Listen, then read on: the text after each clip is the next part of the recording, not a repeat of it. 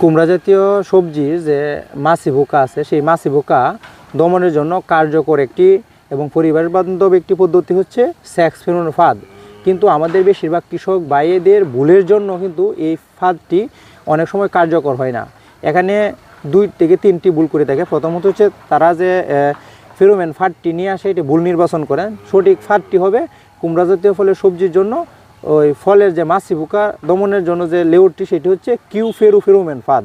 এবং এই ফাঁদটি আনার পরে যে ওয়াটার টেপটি তারা নিজেরা বাড়িতে তৈরি করবেন সেটি হচ্ছে স্বচ্ছ বয়ম এনে মাঝখানে ত্রিকোণ আকৃতির করে কেটে তারা মাঝখানে ফাঁদটি স্থাপন করবেন। আমার হাতে যে ফাঁদটি দেখতে পাচ্ছেন এটি হচ্ছে কৃষকের ভুল একটি ফাঁদ।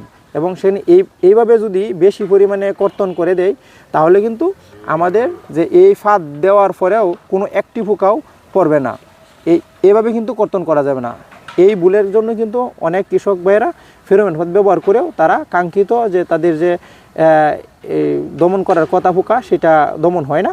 এই যে এখানে আরেকটি ফাঁদ দেখতে পাচ্ছেন এটা কিন্তু সঠিকভাবে কর্তন করেছে। এবং এই যে দেখেন আমার হাতের 4 আঙ্গুল এই ফাঁদটা এইভাবেও করতে পারেন, আবার এইটা নিচ দিকেও দিতে পারেন।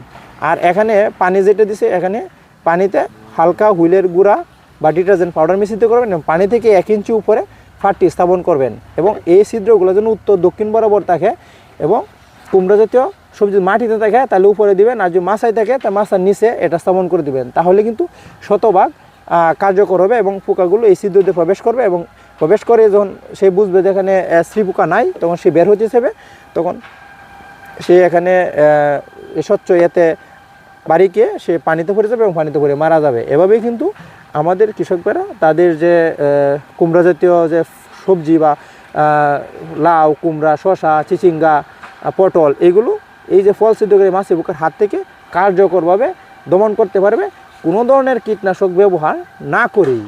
তাহলে তাদের ফসলটিও রক্ষা পাবে এবং আমাদের যে পরিবেশ সেই পরিবেশে কীটনাশক ব্যবহার ফলে যে দূষিত হইতে এই দূষণ থেকেও আমাদের পরিবেশটা মুক্ত হবে।